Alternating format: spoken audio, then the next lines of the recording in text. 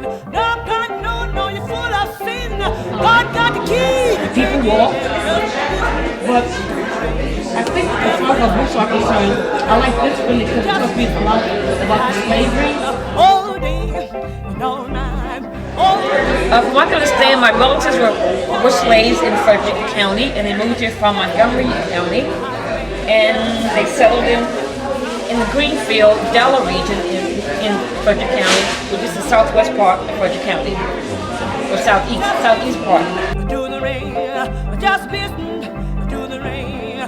Apparently, a lot of my relatives came here as slaves, and they came on the Potomac River, and they got off the town called Lickville. Lickville, we call it, because apparently they said that you did get your butt kicked or licked when you went to Lickville.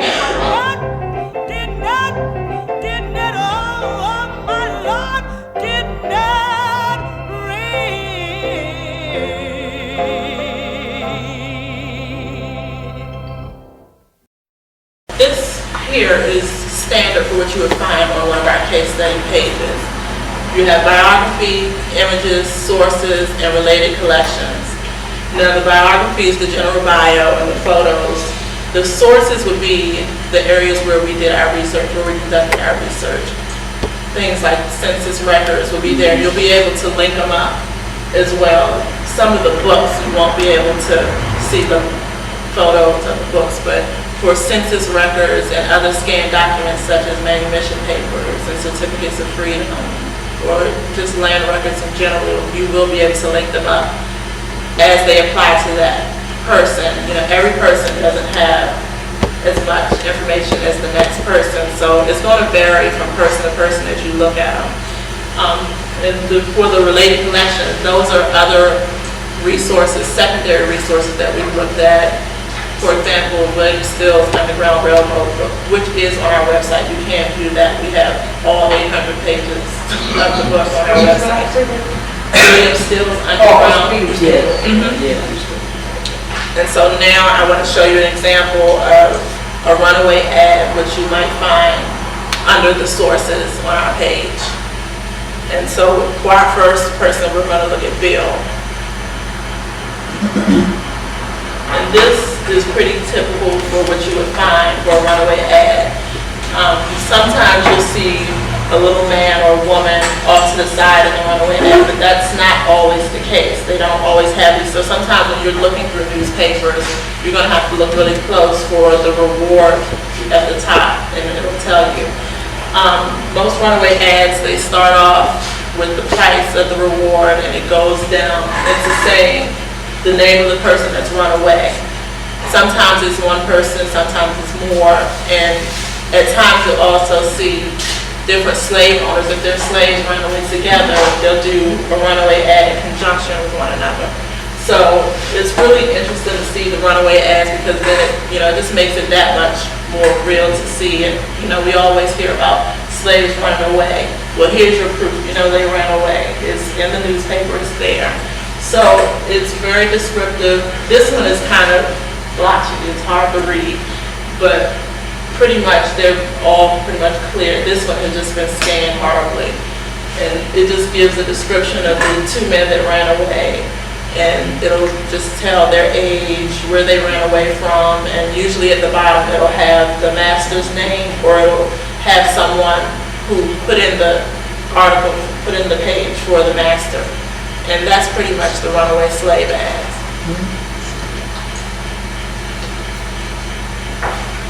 And so we just put them on with our case studies to link them up. So as we find them, we just try to make a correlation between the two at that time.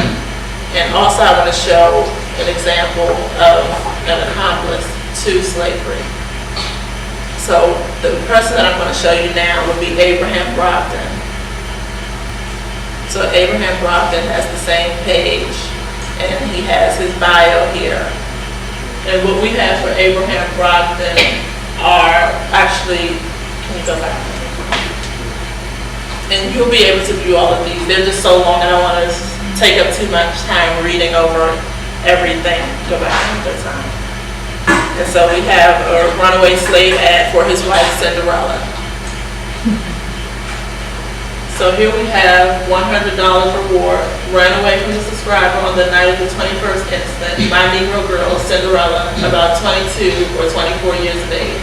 Very pleasant when spoken to, of a light yellow complexion and about 4 feet, 5 or 6 inches high.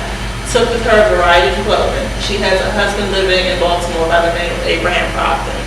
So now that we found Abraham Brogdon, we have this runaway ad here for Cinderella. So we started to make connections here, and then we just do further research so you can go back again. How do we know Abraham Brogdon? Yes. I have a question on that ad. Where's the date? What's that? Where's the date? The date, but see, we have a database, which is not over the firewall yet. This is a project that we're still working on.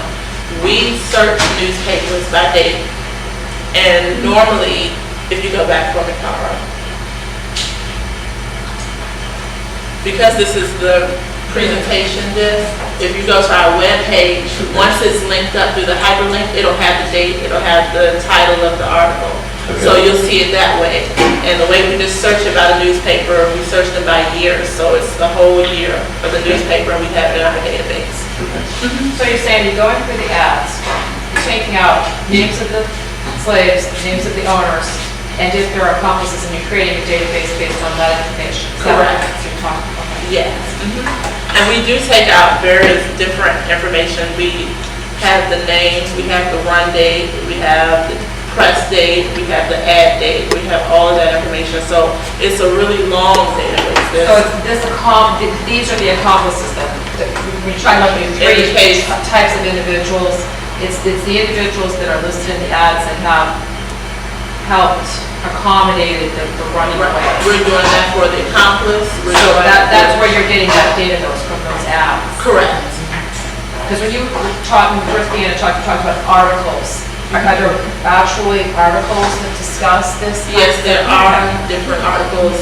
It varies because it just depends on the location. We don't do articles. There are oftentimes articles from other states, which is something I felt kind of could have been beneficial for us because sometimes the slaves are running to Maryland from the other states, but we haven't looked in that area yet. Ours are very specific to just slaves who are leaving Maryland and going to other locations. So we do look at different articles. For example, one article that I've been working with is the murder of Dr. John Bain's children by one of his slaves, Judith, which is repeated in the Maryland Gazette a couple of times. So it just varies, but we do. But you cite that source, just because it's not an ad in the article, it's still being cited as a source. Correct. Okay. And so now back to Abraham Brogdon, we have his manumission papers, which is something else. And just from the format of this is just the disc, but it'll all come up the same way on the case study page. It'll say bio, photos, sources, related collections, and everything will be titled. It won't be like this. Everything will have a title and a date. And this here, this is just to show you what a typical manumission record looks like.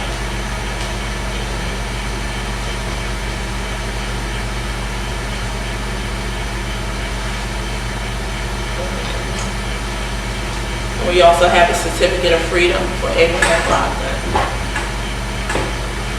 And this, he would just carry around to prove that he's free. And this is what your typical certificate of freedom looks like. And now, we also, in addition to the case studies on people, we also look at different locations. And one of the locations that we looked at was the Ridgely compound at Hampton Plantation. And this is the story. You could go to our website and you could find out the research that's been done on Ridgely compound here. And you go back. And we have a picture of the Hampton Plantation here, and this is in Baltimore. Oh, that was your question? Okay, and this is one of the places that we've looked at because we found a couple of cases of runaway slaves from this plantation. We have, I guess, more per se from this particular plantation than other plantations where you'll find maybe one or two slaves running away. but we have a lot of documentation that shows slaves running away from this particular plantation. So this was one of interest for researchers at the archives. And that's, pretty much why they chose this one. In the case of Broadman, when the wife ran away and they believed the husband was harboring her, when she was found, would he be arrested for harboring a slave? Or? Pretty much, yes. He would be arrested for harboring a slave. And we do have cases like that. So accomplices, we have cases of people harboring slaves and being arrested.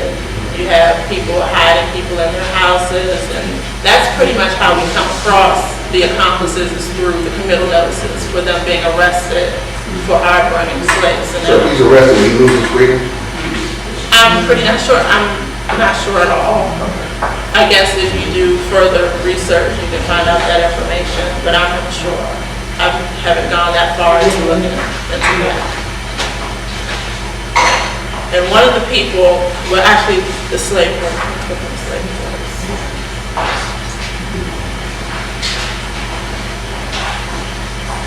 This here is the slave quarters at the Ridgely compound.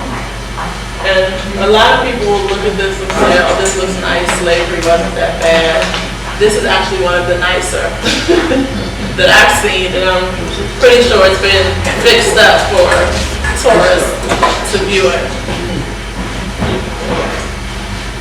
So one of the people that we have on file as running away from the Ridgely compound would be Davy Jones, who we also have his bio and his runaway ad, so you can view that as well. It's the same process pretty much for all of our case studies. They're set up the same way. Here and below David Jones, we have an accomplice to slave flight who would be Charles Heisey.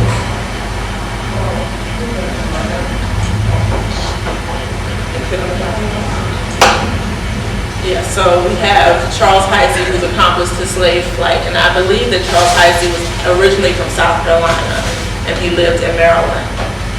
And he was arrested for aiding slaves. And one of the things that I've been interested in is wondering what happens to these people over time. It's almost like they just disappear out of sight. You have fugitives who run away. You don't know if they're recaptured, if they live as free persons until the day they die or not. And it's the same thing with the accomplices. They get arrested and you'll see records of them in the court dockets or even in the jail, records. But just because they disappear from those records doesn't mean that they live free again. You don't know if they died off. You don't know. So that's something that I'm really interested in looking at. In some cases, you'll see the names will show up in other states and things like that, which you can only assume, oh, well, they made it, but who knows what happened after that point. So, it's pretty much up in the air at that point. What we have pretty much is just what's in front of us, what we know. Well, Charles Heisey was arrested, and that's what I know pretty much.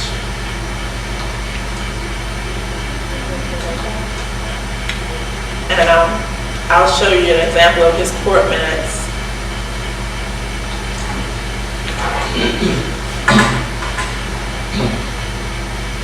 So this is an example of what his court minutes look like, and they keep court minutes in a big, huge book, so there are numerous minutes. It's not just one person on one page, and you just get pretty much a small paragraph sometimes. It's not like court these days where you have people typing everything that happened. It's just an overview of what happened in court that day, and it's pretty brief.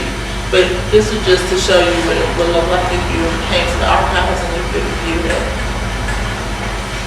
Are there any questions or anything? Well, that's pretty much my portion of the presentation to show you what we have in the Maryland State Archives. And I do have packets here that'll give you a little more in-depth information about the documents that we have in the Maryland State Archives that would assist you in your research. So feel free to take one. And if you go into the website, is there a way to just search on accomplices, or do you have to just do this full? You could search by county, actually, and the county, what it'll do, it'll pull up what we have put on the website. Okay. I'm going to tell you, we have over 11,000 records that have not made it over the firewall. When I say over the firewall, it's not on the internet. Just again, they're just sitting there. We have to get them approved. Because in cases there have been researchers before me who have, well, this person ran away on this date. If the date is wrong, it doesn't correlate with the runway ad. So we just have to make sure that everything's clear before we just put it online, because we can't have people call and say, well, you had this, but I know it's something else. But if you just search by county, it will pull up a list of fugitives, accomplices, and others. Yeah, and like, for example, we are on a grant, so our grant covers specific counties. We do have information on other counties, but there are a couple of counties, if Carl scrolls back, that you'll see don't have a hyperlink, which means that we've not touched that county at all. I have a question. I know at one point in time, Montgomery County, part of that was, or Washington DC was, a little bit of it was considered Montgomery County. And I'm wondering if that would be on the website, you know? Ours really does not focus on moving into DC just yet.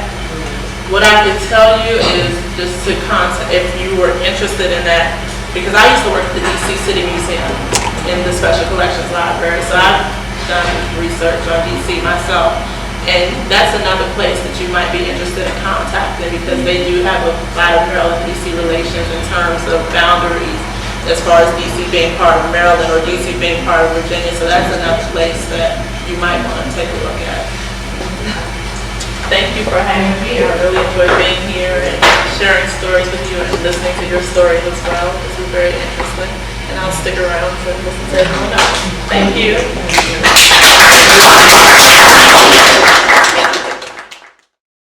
Oh, my name is Charlotte Davis. I'm a member of this group, and I enjoy the workshop because it gives me encouragement to get started again. I have a few things, but I want to get started again. So I'll start over again and get my things together. And now I'll have help, and it has been very helpful and very informative. My name is Cynthia Lee, and this has been very beneficial for me personally, and I'm sure that it has been just as beneficial to the other participants that have attended this workshop. Would you like to see more workshops, Mrs. Lee? Oh yes, especially since my husband is so interested in history and genealogy, so I'm sure that there are a good many people out there that would be just as interested if they knew that it was going to be this easy. They're making it easy for us. All right, thank you, Mrs. Lee. And you? My name is Lamar Wilson, the curator for Banneker Douglas Museum. I came mainly because as a museum person, this is an area that I'm familiar with, and I wanted to learn how to do my own family history, but also to help people when we come in. We're going to have a new research area. And went into Miss Lee, we discovered that my childhood buddy, Mark Atkins, was actually her nephew. Isn't that something? And his mom, who unfortunately passed away many years ago, was her husband's oldest sister. And her husband was one of the founding members of Tuskegee Airmen. So we've just sort of connected here. I know Mikey and Juanita, because I used to come out and visit. I'm from Nashville, Tennessee. And so that's an added bonus for me coming here today. We met a lot of nice people and learned some stuff. I'm hoping we can do it. We can kind of steal the idea and have one of these in Annapolis at the museum and deal with Anne County and their history. So, that would be nice. Yeah. All right, well, thank you, sir. Thank you very much. I appreciate it. Hi, my name is Sue Chateau. I've lived in Frederick since 3rd grade, and I love history, and I'm really interested in Black history in Frederick County. I love the workshop. Yes, Mary Mannix. I'm the Maryland Room Manager of the Seaver Arts Public Library of Frederick County Public Libraries. Mary, how did you enjoy the workshop today? I enjoyed it very much, Belva. Thank you for asking. It's always good to get out into public and to, interact with people who are part of my patron base at the Historical Society. And of course, there's always a lot to learn about any aspect of research.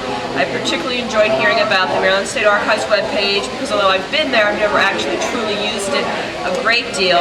And I'm not as thorough with the Civil War records that Jerry talked about as I should be, so that was very educational as well. So it was a great event. I was very happy to see that it went so well. We're glad that you came there. Well, thank you, Bill.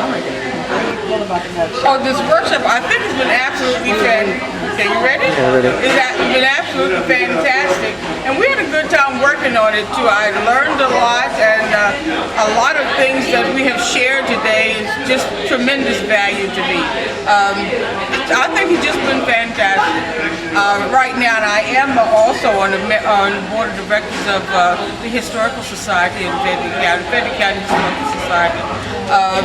I love history, and I love studying about the history and genealogy.